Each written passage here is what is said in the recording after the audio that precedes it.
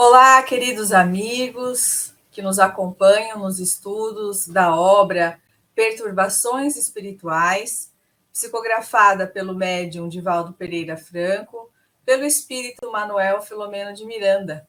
O grupo de estudos Sueli Caldas Schubert hoje se reúne com os coordenadores para que possamos estudar o capítulo 2 da obra.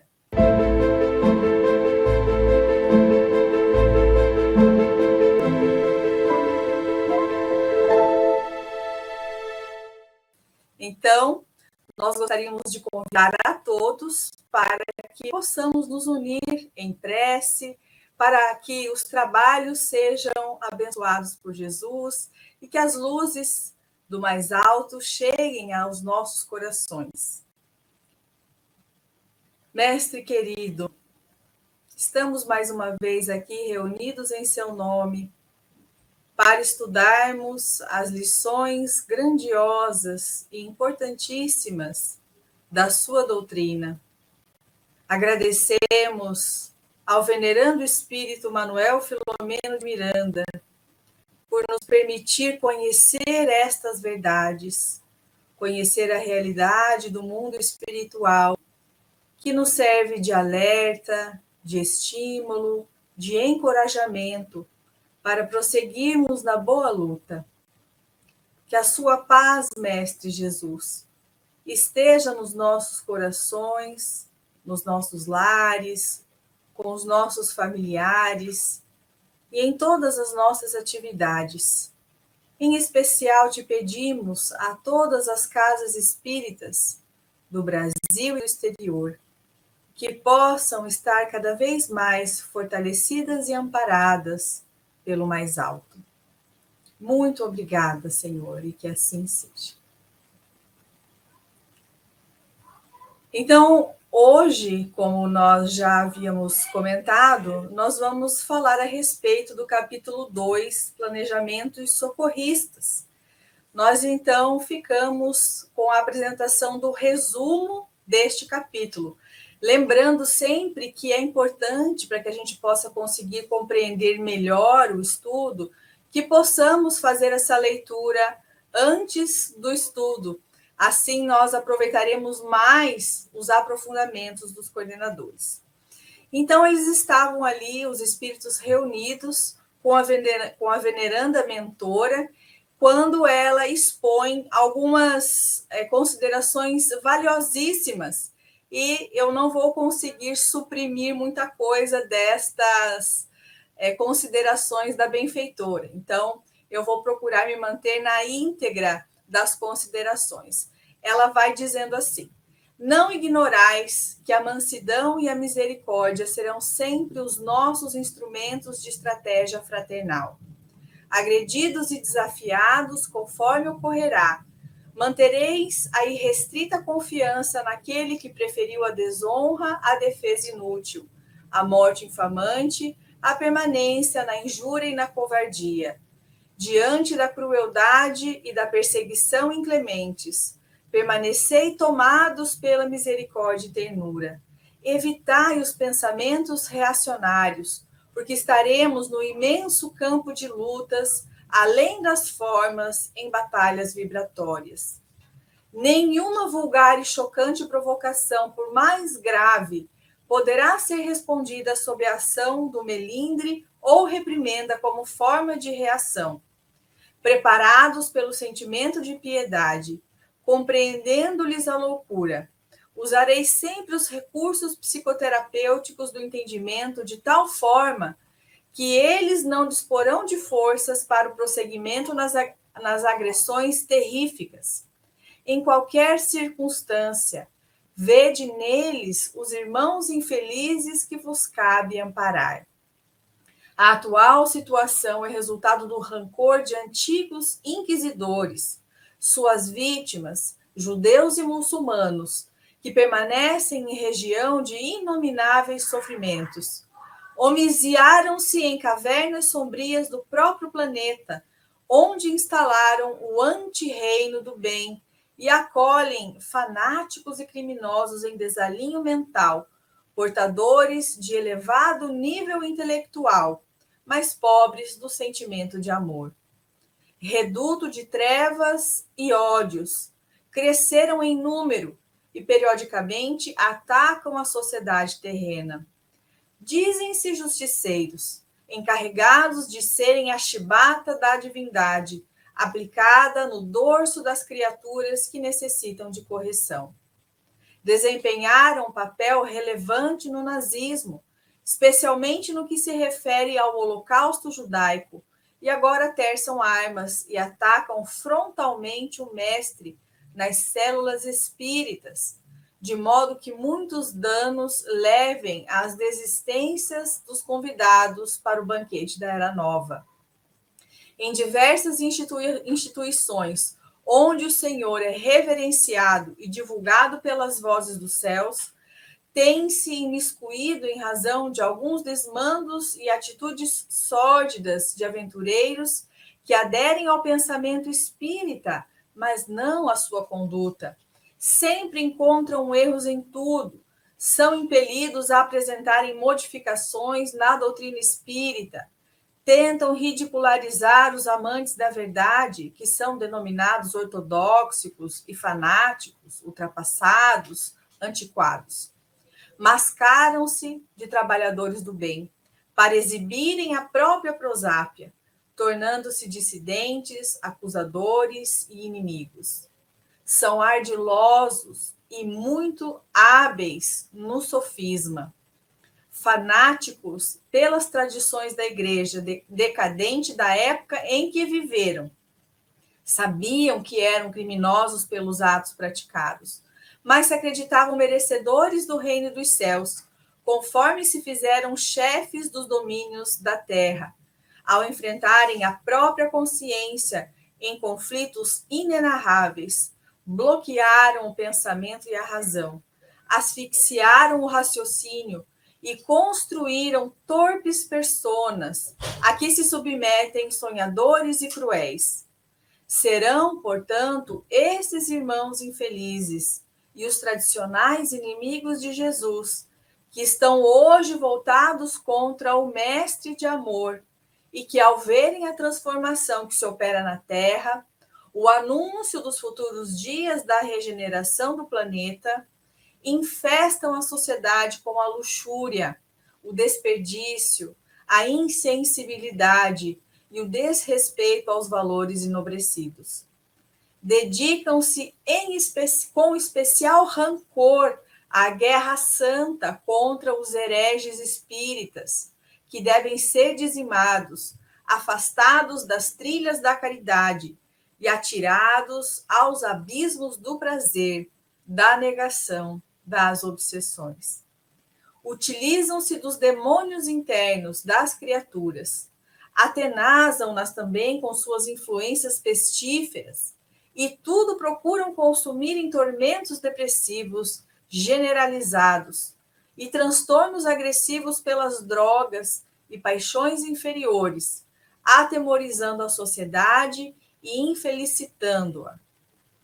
Unem-se aos grupos extremistas de outras doutrinas religiosas e políticas, bárbaras e impiedosas. Dizem-se o anticristo, numa caricatura do anticonsolador com o qual competem. Aderiram às organizações judaicas, algumas suas vítimas antigas, nessa tremenda onda contra o Cristo e sua doutrina. E enlouquecidos pretendem instaurar na terra o reino do terror. Uma veneranda instituição terrestre servir-vos-á de abrigo por 40 dias. A benfeitora falando, então, para a equipe de trabalhadores que estava ali acompanhando o seu discurso, a sua oratória. Quando trabalhareis sob o comando desde nossa esfera e dirigidos pela figura apostolar do nobre cristão que seguirá convosco, Dr. Adolfo Bezerra de Menezes Cavalcante, que vos elegeu como auxiliares para a delicada empresa. Muni-vos de humildade real e revesti-vos da couraça da oração, a fim de poderes enfrentar a situação com os sublimes instrumentos da caridade em todos os momentos. Outros grupos estão sendo organizados, a fim de atenderem ao apelo dos lídimos servidores do bem, nas diversas áreas do comportamento humano. Nesse ínterim, encontrar-nos-emos vez que outra, quando for necessária nossa presença na terra, ou a presença de algum mártir, a fim de serem dirimidas dificuldades e solucionados problemas de maior envergadura.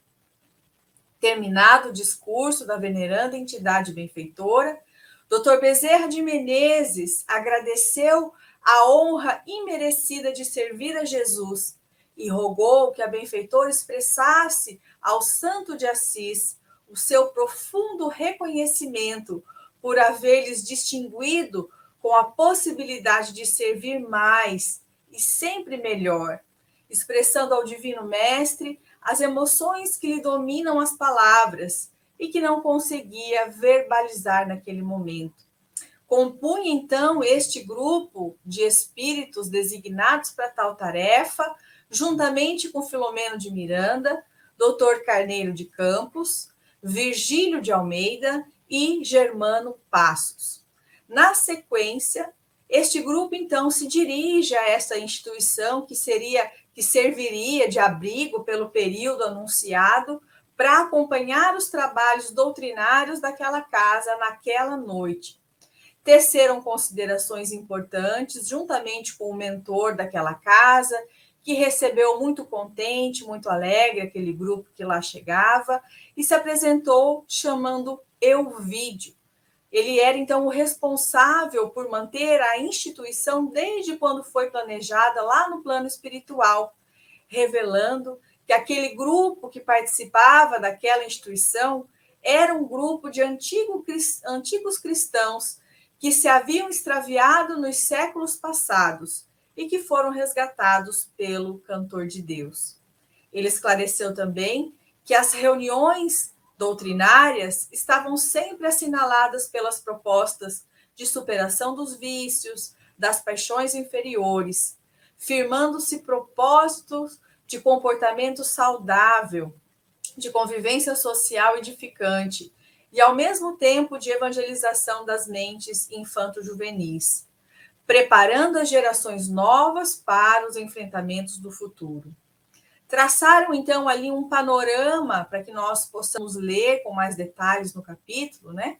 A respeito dos encarnados e dos desencarnados que se encontravam presentes para a reunião aprazada, dos dramas também que cada um apresentava ali naquele momento e na atenção especial que todos mereciam. E aí, então, que de repente, durante a oratória do palestrante, viram entrando naquela reunião doutrinária um homem agitado, que blasfemava, que estava visivelmente embriagado, segurado por 2 outros homens que tentavam mantê-lo em equilíbrio. E aí, então, ele estava, segundo o benfeitor, num estado de perturbação e de alcoolismos visíveis, enquanto então era dominado por um espírito malsão que gritava desacatos e acrimônias. Apesar de não ser um comportamento habitual, foi assim permitido pelos benfeitores que ocorresse, para que fosse possível socorrer a ambos indigitados e, ao mesmo tempo, demonstrar que a casa do Senhor é hospital para todas as angústias e necessidades humanas.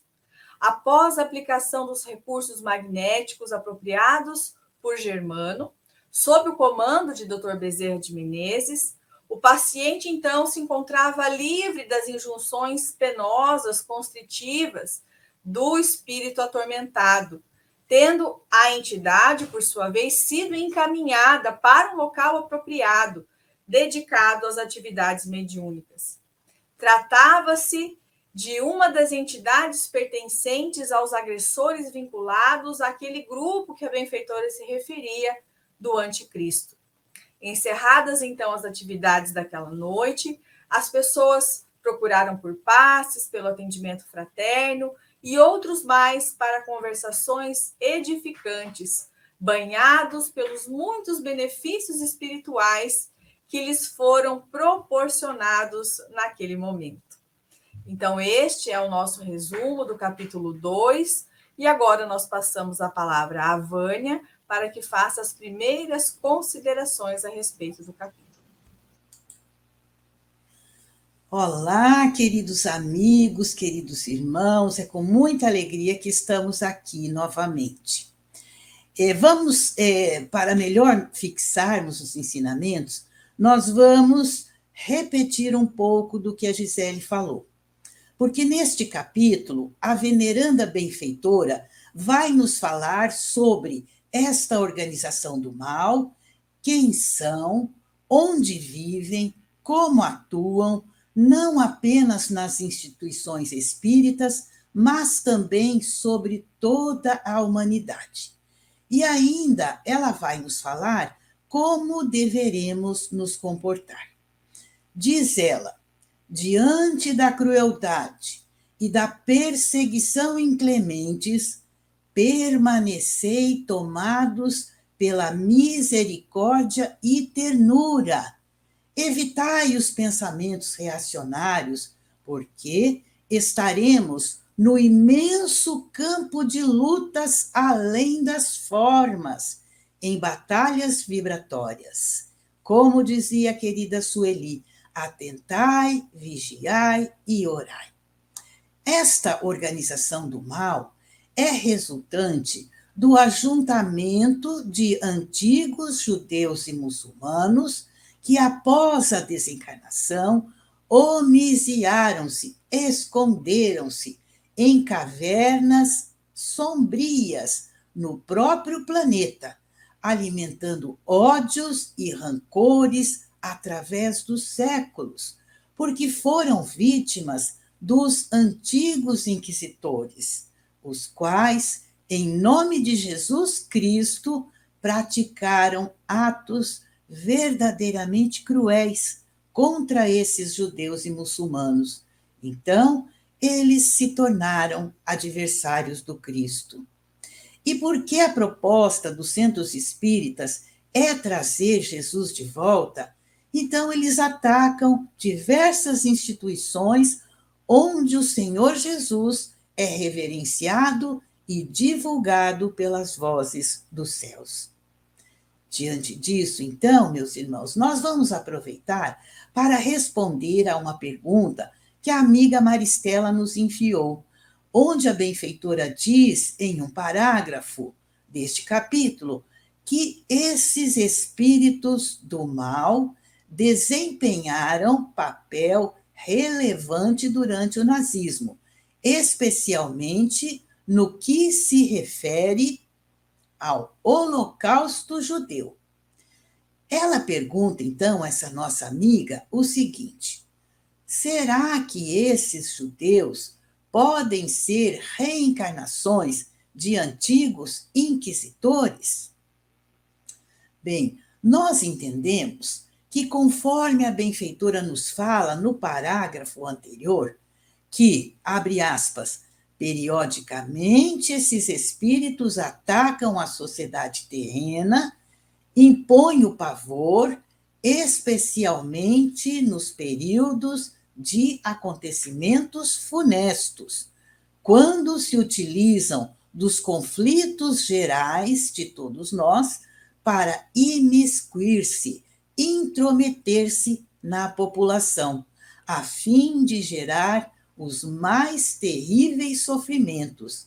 Fecha aspas.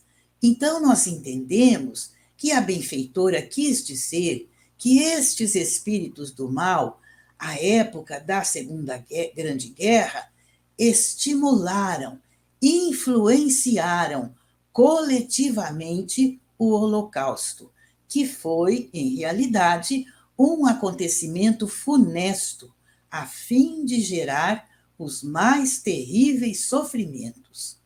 Na questão 459 do Livro dos Espíritos, que acredito quase todos nós já sabemos, quando Allan Kardec pergunta aos imortais: influem os espíritos em nossos pensamentos e em nossos atos? E a resposta é esta: mais do que imaginais. Influenciam a tal ponto que, com bastante frequência, são eles que vos dirigem. Então, é possível que possa ter havido antigos inquisitores do passado reencarnados como judeus à época do Holocausto. Compreensível. Como também pode ter comparecido a este cenário de resgate doloroso muitos judeus que à época de Jesus foram cruéis e prepotentes no orgulho de seus templos de doutores da lei.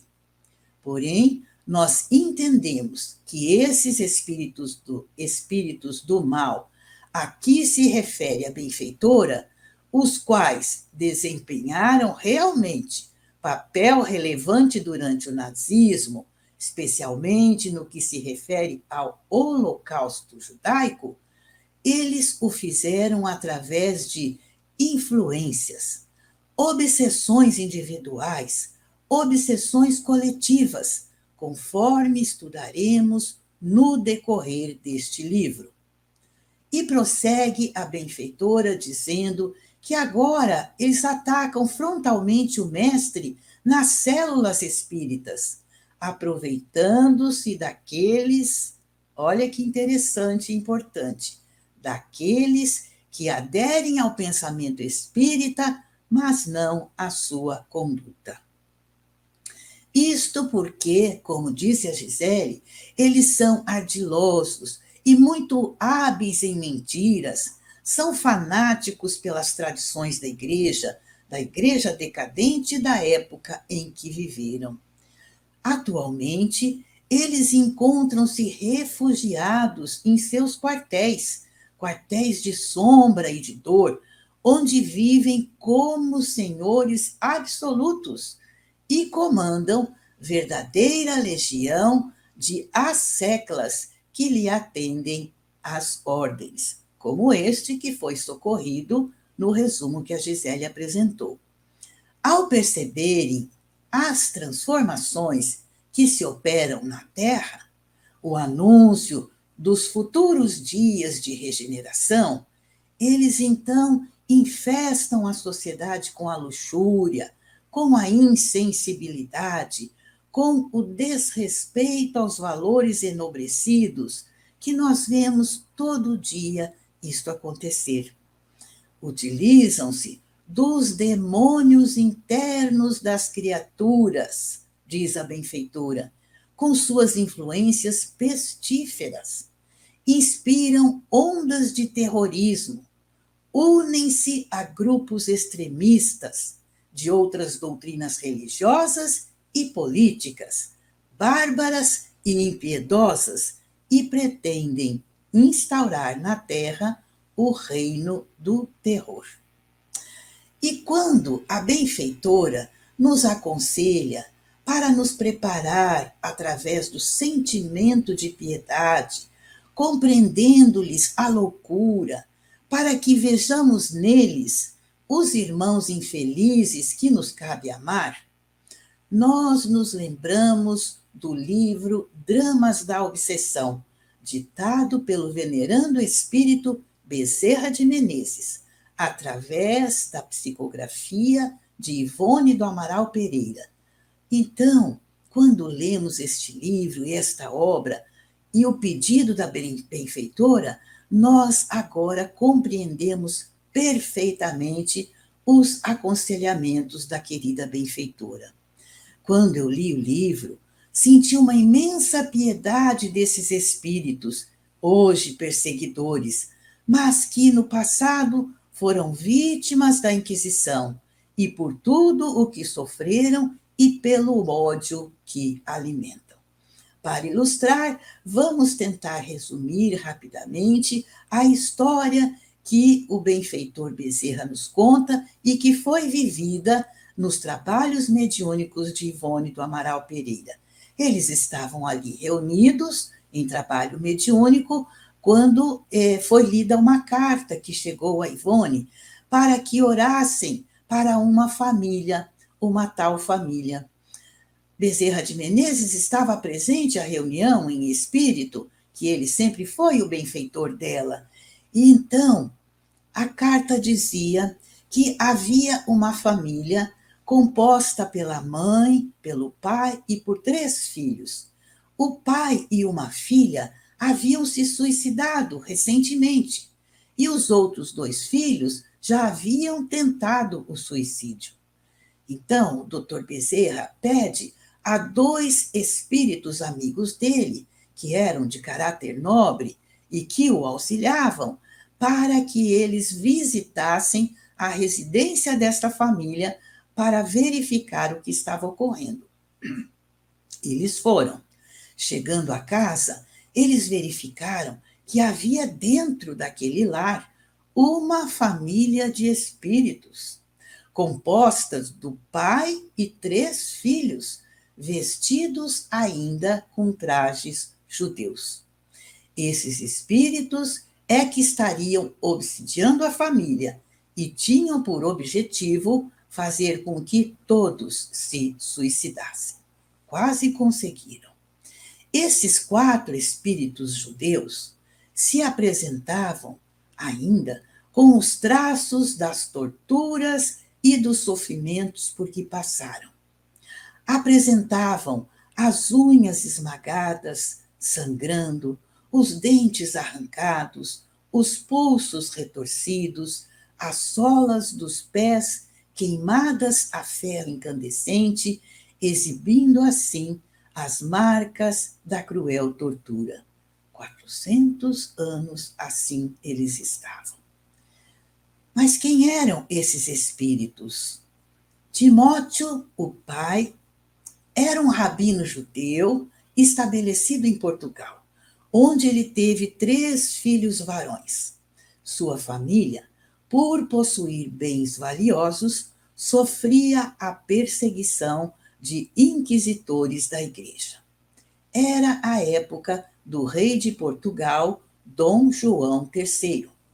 Timóteo foi obrigado a converter-se à igreja, batizar toda a sua família, mudar o nome de todos os membros de sua família. Porém, como ele era rabino, ele continuava secretamente com os seus hábitos religiosos de origem. Passando agora por cristãos, os vigias espiões da Inquisição observavam dioturnamente se realmente eles frequentavam a igreja, assistiam à missa, guardavam os sacramentos, observavam todos os seus passos. E Timóteo era um homem bondoso, ele era honesto, inofensivo, incapaz de uma atitude menos nobre, chefe de família amoroso e respeitável, de hábitos rígidos e decência inatacável. Sua casa, muito bem cuidada e luxuosa, abria-se a visitas de representantes do Santo Ofício, cheios de curiosidade e de inveja, que iam lá afetando a amizade, mas, na verdade, para cobiçar os valores que a mansão tinha. E, sabendo dos riscos, sabendo os ricos, eles exploravam aquela família, tudo em nome de Jesus Cristo. Timóteo a tudo suportava para não ser levado à Santa Inquisição. Porém, era impossível simpatizar com aquelas pessoas moralmente tão inferiores, e ainda menos confiar numa crença religiosa que permitisse iniquidades. Dentre os comensais da mansão judaica, destacava-se um certo frei inquisitor e cruel. A cobiça dos inquisitores aumentava, e eles apenas aguardavam a ocasião para prender a família de judeus e ficar com todos os seus bens. Não só, Frei Ildebrando cobiçava a jovem Esther, que era noiva do filho mais velho de Timóteo. Os judeus, enfim, foram presos e todos foram levados aos calabouços da Inquisição. E ali, meus irmãos, eles foram torturados por 6 meses, até que foram levados vivos à fogueira. Encontravam-se já semi-mortos pelos maus tratos sofridos e meio dementes de dor e desespero. Morreram por entre revoltas e blasfêmias, repudiando a própria crença em Deus e sentindo ódio imenso por seus perseguidores, que se alongaria por 4 séculos. As propriedades e os bens de valores foram saqueados e distribuídos entre o Frei Delbrando e os seus comparsas. Esther foi levada por Frei Delbrando e foi por ele abusada, e depois dada aos seus soldados, até que foi levada também à fogueira. Timóteo e os filhos jamais perdoaram os inquisitores. A família judia perseguiu por 4 séculos. Timóteo e os filhos nunca aceitaram reencarnar. E um dado importante: quem eram as pessoas que compunham a família que hoje estava sendo perseguida pelos judeus? Era a reencarnação do Frei Ildebrando e de seus comparsas, agora reunidos no mesmo lar, como pais e filhos. Tudo está de acordo com as soberanas leis que regem o universo. Na ocasião do resgate da família desses espíritos judeus, que foram finalmente resgatados pela espiritualidade, pelo venerando Bezerra de Menezes, nesta ocasião, os benfeitores espirituais lhes demonstraram a causa daquele drama terrível em Lisboa. Timóteo e sua família haviam existido em Jerusalém ao tempo dos primeiros cristãos, como autoridades judaicas e romanas, exercendo então atrocidades aos inofensivos adeptos do cristianismo nascente, e que, anos mais tarde, vieram experimentar, por sua vez, as garras da Santa Inquisição. O mundo está cheio de injustiças, mas não existe nenhum injustiçado. Obrigado pela atenção. Nós que agradecemos por esse importantíssimo aprofundamento, início, né, do aprofundamento deste capítulo, que nos chama muita atenção, e agora nós passamos a palavra para o Lincoln. Caros amigos, caras amigas que aqui estão conosco neste canal, que Jesus a todos nos envolva na sua paz. A segunda parte que vamos relatar deste capítulo ressalta bastante o papel do Centro Espírita, e o benfeitor Manuel Filomeno de Miranda tece vários comentários, juntamente com outros amigos espirituais, a respeito dessa estrutura que representa a célula básica da doutrina espírita. Quando nós lemos uma obra, nós vamos imediatamente procurar concluir a sua leitura para conhecermos todos os fatos. Mas quando nós estudamos um capítulo, nós passamos a deter-nos de alguma forma em detalhes que nos passam despercebidos. Vamos um pouco fazer isto neste momento, destacar alguns aspectos apresentados aqui pelo narrador desta história, né, que é o nosso Manuel Filomeno, e dela retirar algumas conclusões interessantes para todos nós. Vamos verificar que, após a retirada da nobre mensageira de instância superior que trouxe esta mensagem que a nossa querida Vânia comentou, e também após a saída do administrador daquele núcleo no mundo espiritual onde eles se encontravam, permaneceram por alguns momentos ali um pequeno grupo que seria então comandado pelo Dr. Bezerra de Menezes. Mencionados o Dr. Carneiro de Campos, que esteve encarnado entre nós de 1854 a 1919, e que foi um médico que exerceu um sacerdote em vulgar na medicina. Posteriormente, ele já, a partir de 1969, já desencarnado, começou a escrever algumas mensagens através de Divaldo, que podem ser encontradas no livro Crestomatia da Imortalidade, e posteriormente Sementes de Vida Eterna, em 1978.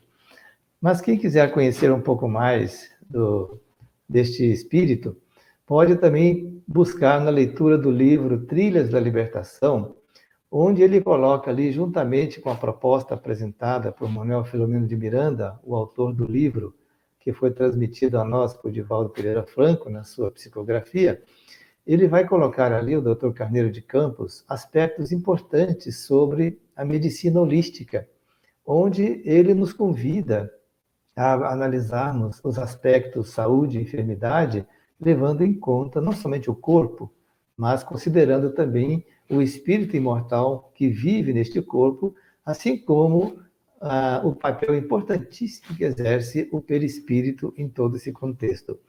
Esta será, segundo palavras do próprio Manuel Filomeno, nesta obra Trilhas da Libertação, a medicina do futuro, que já podemos, desde já, antever em práticas que possam convergir para este objetivo que será alcançado futuramente. Um outro personagem que foi apresentado, Virgílio de Almeida, ele era sergipano e viveu entre 1902 e 1974. Era um espírita muito ativo na época. Ele trabalhava bastante em relação aos objetivos de unificação do movimento espírita, e ele, inclusive, identificou naquelas oportunidades que alguns problemas aconteciam em relação ao movimento, especialmente a centralização de atividades doutrinárias no dirigente das casas espíritas. Naturalmente, vamos observar que de maior ou menor expressão, pode ser que ocorra ainda nos dias atuais esta mesma posição. E um outro aspecto interessante, e a esse me refiro mais especialmente, é que ele falou também que um dos problemas que estaria inibindo o progresso da doutrina seria a falta de especialização nas tarefas dos trabalhadores da casa espírita.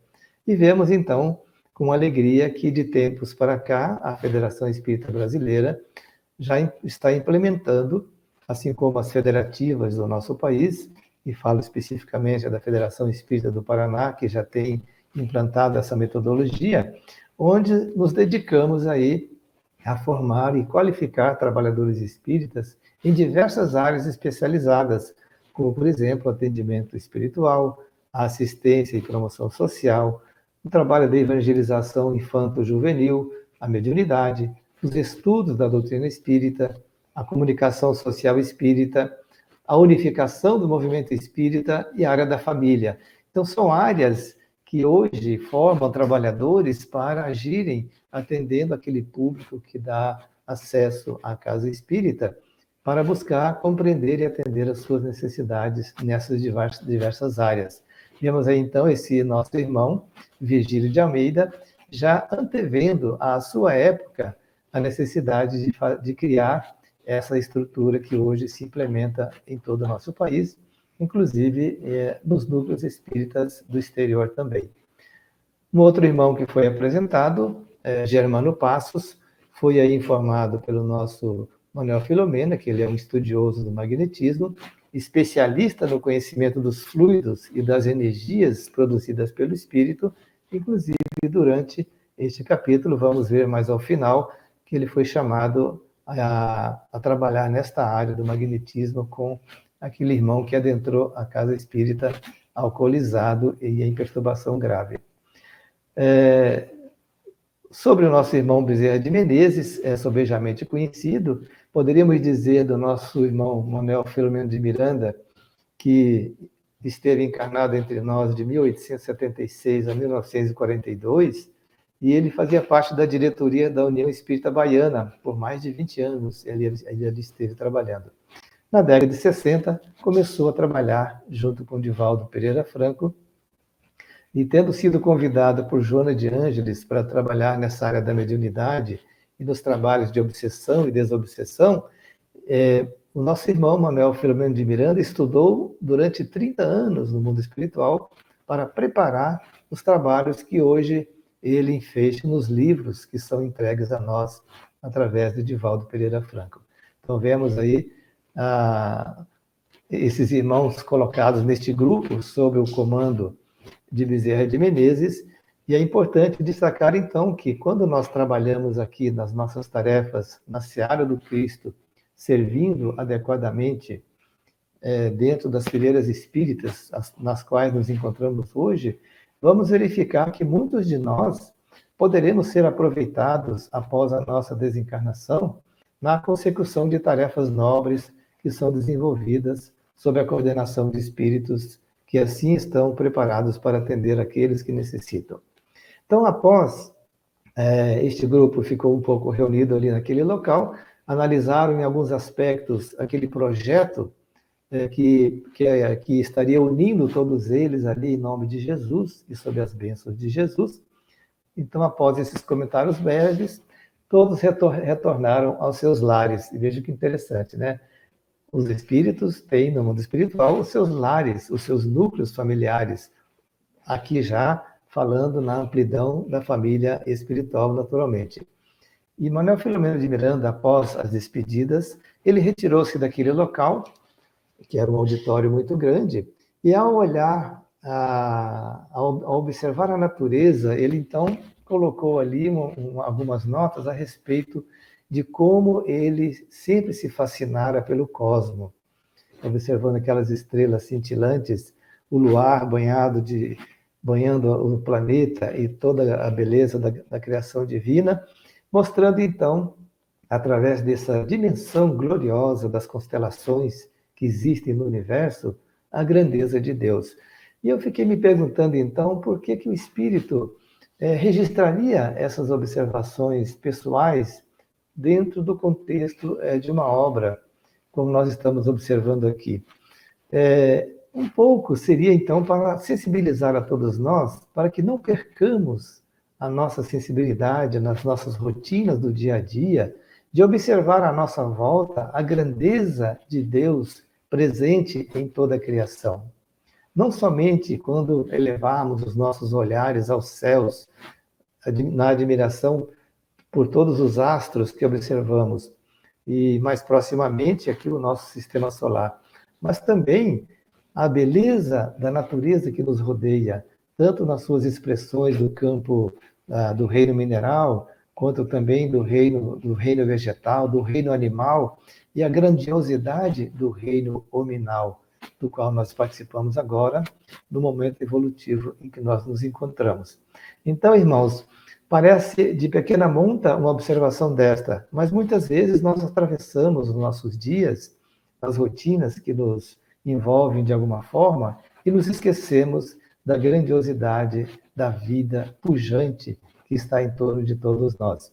Aliás, falando nessa visão cósmica da nossa imortalidade, é interessante que busquemos em A Gênese, de Allan Kardec, a leitura do capítulo 6, Uranografia Geral, ou seja, Astronomia Geral. Vamos encontrar ali uma apresentação belíssima feita por Galileu Galilei, recebida naquele momento, então, pelo médium Camille Flammarion, que foi contemporâneo de Allan Kardec. Uma página ou páginas que são interessantes para a nossa leitura. Então, o nosso querido Manuel Filomeno, no dia seguinte, juntamente com um grupo, descem ao planeta, especificamente nas terras do Cruzeiro do Sul, observam o tumulto de uma grande cidade onde eles chegaram, as pessoas encarnadas no seu ir e vir, nos interesses próprios, ao final de uma tarde, as pessoas procurando o retorno aos seus lares, as refeições próprias, os estudos noturnos, as casas de recreação, mas observavam também as multidões de desencarnados que os acompanhavam, atropelando os encarnados de alguma forma, espíritos doentes, grupos de desalentados, perturbadores, zombeteiros, perseguidores inclementes vinculados às suas vítimas que caminhavam pelas ruas, mas também observavam nobres entidades que cuidavam de muitas pessoas. Isso nos traz também, na observação que faz o nosso mentor, para a nossa vigilância com relação ao mundo mental em que nós estamos caminhando nos interesses do dia a dia dos tratos com a matéria. Naturalmente, respeitando a importância da nossa vida e relação com os valores materiais, mas haveremos de buscar a elevação do nosso padrão de mentalização para que possamos merecer, no contexto da nossa movimentação entre as pessoas e as situações onde nós vivemos, a companhia de nobres entidades que possam nos ajudar no cumprimento dos nossos deveres. Então, convida-nos, então, o nosso mentor, com essa referência, a que estejamos vigilantes em relação aos nossos pensamentos, para concluir, de acordo com o que nos comentou a nossa querida Vânia, na primeira parte dos seus comentários, que nós estaríamos conscientes daquela questão 459 do Livro dos Espíritos, onde estaremos imantados, ou vinculados, ou sintonizados com espíritos, segundo a maneira como nós estamos trabalhando também a nossa elaboração mental. Trabalhando e caminhando e estando em companhia dos espíritos bons, quando os atraímos para nós, ou muitas vezes desvinculados dos espíritos bons, buscando então no nosso desequilíbrio emocional ou pelos pensamentos desequilibrados, a companhia de espíritos ainda em sofrimento ou inferiores. Então, a partir deste momento em que eles chegam ao nosso planeta, eles se dirigem a uma sociedade espírita, justamente que foi indicada pela veneranda mentora que esteve conversando com eles, e eles seriam, então, encaminhados para essa instituição, onde permaneceriam ali abrigados, ou seja, hospedados, por 40 dias. Vimos, então, a definição do prazo da missão que foi determinado para o grupo, naquele momento, sob o comando do nosso mentor Bezerra de Menezes. Então, o Centro Espírita, essa célula básica do movimento espírita, como falamos, que hoje existe no Brasil centenas de centros espíritas nas diversas cidades, inspiradas naturalmente naquela primeira instituição que foi criada por Allan Kardec em Paris, que foi a Sociedade Parisiense dos Estudos Espíritas, criada em 1º de abril de 1858, e cujo regulamento nós podemos encontrar em O Livro dos Médiuns, para buscarmos ali também a orientação para a elaboração dos regulamentos e documentos legais que possam servir de orientação às nossas casas espíritas. Então, irmãos, esta instituição que estaria recebendo esse grupo de espíritos, ela é descrita aqui em vários aspectos como aquela que já está em situação ou em condições adequadas para receber este grupo e também realizar todos os trabalhos que haviam sido programados a partir deste capítulo. Estaremos tendo contato com eles, e nos capítulos subsequentes nós vamos observar a ação dos espíritos através desta casa. Quando eles chegaram ali, já de imediato, o Filomeno de Miranda faz uma observação a respeito das instalações materiais, que são importantes, achando-as aconchegantes em vários aspectos, confortáveis, sem luxo e com muita atividade espiritual. Então, são elementos interessantes para nós observarmos também na estruturação das nossas casas espíritas. Aquele que chega ao núcleo espírita seria, então, acolhido por todos os irmãos que ali trabalham, dando a comodidade necessária para todos. Eles chegaram naquela casa por volta das 18 horas, mais ou menos, e já encontraram ali equipes de trabalho encarnados, atendentes fraternos que já estavam ali procurando atender as pessoas que procuravam a casa, envolvidos por uma música suave e inspiradora. Vejam, detalhes, né? Uma música suave e inspiradora. Elementos estimuladores de reflexões no ambiente onde irmãos nossos, ao adentrarem a casa espírita, ao ali sentarem-se para aguardar o seu atendimento, estão entrando em outra sintonia mental, ou sendo estimulados a procurar uma outra sintonia mental através da música, das reflexões que eles possam receber através da inspiração dos bons espíritos que os acompanham sempre. Não nos esqueçamos, onde estivermos, segundo o nosso padrão mental, estaremos em contato com o nosso guia espiritual, aquele espírito que acompanha a nossa experiência durante a encarnação, inspirando-nos e orientando-nos em todas as situações. Naturalmente, Manuel Filomeno de Miranda e os demais componentes da equipe identificaram ali, naquele quadro presente do Centro Espírita, o sofrimento, sem dúvida, de pessoas ansiosas, expectantes, desorientadas, outros indiferentes, mas todos procurando, de alguma forma, o atendimento das suas necessidades e o consolo para as suas aflições. E os trabalhadores desencarnados já se movimentavam ali naquele momento, também ajudando no equilíbrio geral e evitando que espíritos perversos pudessem gerar qualquer tipo de distúrbio na casa espírita. Este é um elemento importante, irmãos. Quando vamos à casa espírita, temos ali grupos de trabalhadores espirituais que, de alguma maneira, produzem um certo isolamento para que as reuniões se façam em clima de harmonia, do melhor proveito possível em favor de todos os irmãos encarnados que ali estão, assim como de irmãos desencarnados que também são levados às casas espíritas para ouvirem as palestras, para receberem aquele envolvimento amoroso e fraterno que é oferecido naquela ambientação. Então vejamos que todos somos importantes no trabalho da casa espírita, as equipes encarnadas e as equipes dos desencarnados. Então, o grupo, chegando àquela casa espírita, foram recebidos à sua porta pelo mentor da casa, o nosso irmão Elvídio, que se dedicava àquela instituição desde quando ela havia sido criada ou desenhada no mundo espiritual. Outra informação importante que nos é colocada aqui por Manuel Filomeno de Miranda na sua narrativa. Ora, significa então que a criação de uma casa espírita não se faz ao acaso, se faz por um planejamento que começa no mundo espiritual e materializa-se com o concurso dos irmãos encarnados que são envolvidos para a consecução dessa tarefa.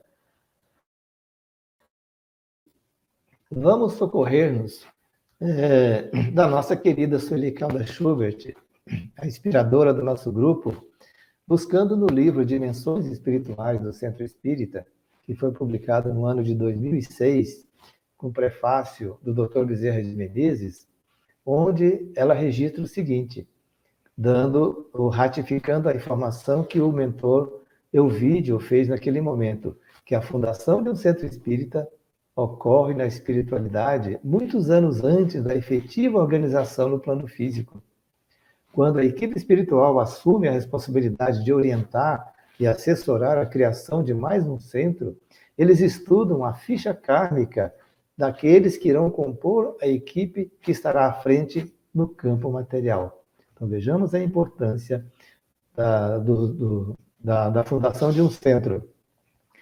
Os espíritos fazem o planejamento, fazem a análise daqueles espíritos encarnados que serão convidados para tornarem-se membros daquela instituição. Evidentemente, pode, eventualmente, um ou outro não aceitar este convite, através dos processos inspirativos que eles utilizam para nos convocar, e outros atenderão a esse chamado. E aqui nós temos um exemplo bastante interessante que poderíamos citar, e que é trazido também pela nobre Sueli Calda Schubert.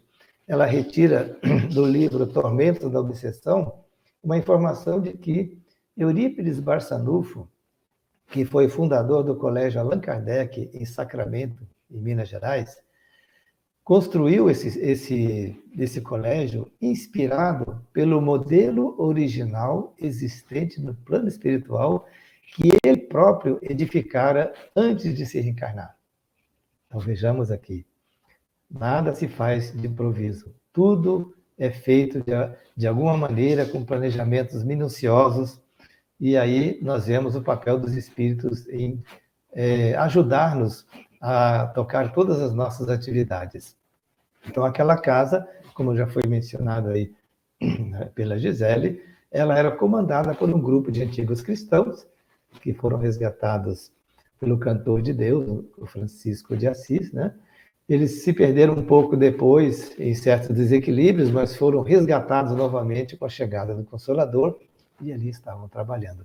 Então, as atividades daquela casa estavam ali vinculadas e sintonizadas com o trabalho básico da doutrina espírita, a divulgação dos postulados, o trabalho baseado na codificação, na fidelidade aos seus preceitos, procurando iluminar consciências e praticar a caridade espiritual, moral e educacional, ajudando-nos a todos, aqueles que buscamos a casa espírita, a superar os nossos vícios e paixões inferiores, buscar um comportamento saudável numa convivência social edificante e, especialmente, trabalhar a evangelização das mentes infanto-juvenis, preparando as gerações novas. Então, vemos aqui como é importante trabalharmos as nossas crianças, levarmos os nossos filhos aos núcleos de educação espiritual da Casa Espírita para prepararem-se para a vida na presente encarnação. Porque é sempre importante dizer, todos fomos trazidos ao meio espírita porque solicitamos. E ao sermos trazidos e entregues à sua frequência, ao seu estudo e ao esforço da sua prática, nós estamos, então, colocando-los nas fileiras dos trabalhadores da última hora, que, em nome do Cristo, estarão colaborando com esse grande projeto de implementação do Evangelho na Terra através da doutrina espírita. E a Sueli Caldas Schubert traz, naquele mesmo livro, Dimensões Espirituais do Centro Espírita, uma definição muito bela do Centro Espírita, informando-nos, que são palavras do nosso mentor Bezerra de Menezes, que o Centro Espírita é um templo, naturalmente, onde estaremos reunidos para também promover as nossas orações. É um lar onde vamos exercitar a fraternidade entre os corações que ali se reúnem. É um hospital também, porque é nesta casa que vamos burilar as nossas tendências ainda inferiores, controlar as nossas más inclinações pelos estímulos que recebemos para sermos pessoas melhores. É uma oficina de trabalho, é uma escola bendita para a nossa aprendizagem. Então, ali é que se exercita o amor, se aprende a perdoar, se treina a paciência, a tolerância, a disciplina, nessa convivência que temos com os nossos companheiros de lide espírita, conforme naturalmente está recomendado pelo Espírito de Verdade, como podemos ver no capítulo 6 do Evangelho segundo o Espiritismo, onde ele nos fala: Espíritas, amai-vos. Este é o primeiro ensinamento. Instruí-vos, este é o segundo. Então, unindo-nos em torno do amor, seremos um feixe de varas imbatível. E instruindo-nos, seremos aqueles que trabalharemos no processo de unificação do movimento espírita, estudando esta doutrina nos seus conceitos, preservando a sua pureza e buscando dar a unidade do conhecimento espírita em todo o movimento espírita.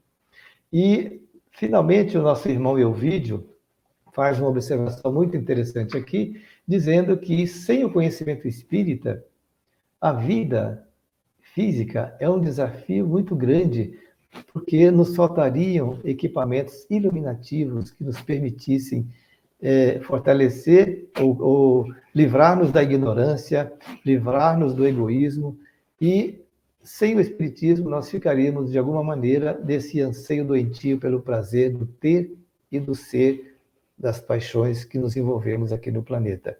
Então, a visão da nossa imortalidade, a consciência de que somos seres imortais e a nossa vivência no plano físico como seres imortais faz uma diferença muito profunda em nossa maneira de ver e viver a vida.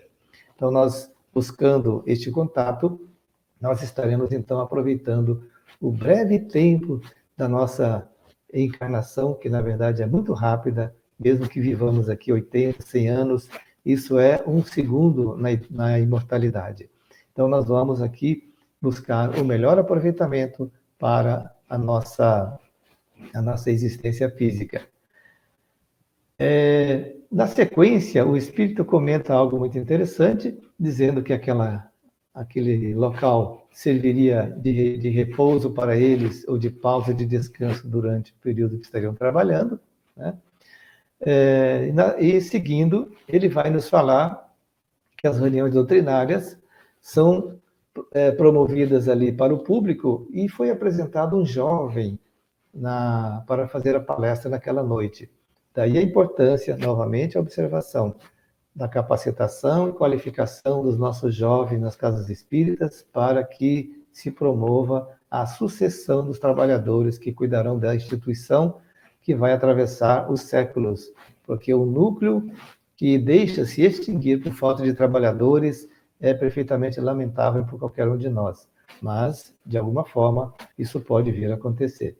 E o nosso palestrante, falando sobre a doutrina espírita, nos traz os paradigmas da doutrina, que aqui vamos colocar para a nossa reflexão e o nosso lembrete. Ele falou sobre a crença em Deus, a imortalidade da alma, a comunicabilidade dos espíritos, a pluralidade das existências, ou seja, a reencarnação, a pluralidade dos mundos habitados, e Divaldo Franco acrescenta um outro paradigma aqui, que é o Evangelho de Jesus. Porque, segundo ele, somos almas doentes em cura pelo Evangelho. Então, vejamos que nós, ao estudarmos esses elementos todos, que são os princípios básicos da doutrina espírita, resgatados da obra de Allan Kardec, a partir do Livro dos Espíritos e as demais obras, até a conclusão com a Gênese, e todas as obras que os Espíritos nos entregaram através dos diversos médiuns, e as obras escritas por Espíritos encarnados e dignos de merecer a nossa confiança pela fidelidade com que trazem as suas obras, vamos verificar que nós estaremos preparados para enfrentar todas as nossas dificuldades, nas nossas lutas íntimas, na correção das nossas imperfeições e a aquisição de novos valores e virtudes que nós buscamos, mas compreenderemos também a essência divina que está em nós e em torno de nós. E vamos compreender também os irmãos de caminhada.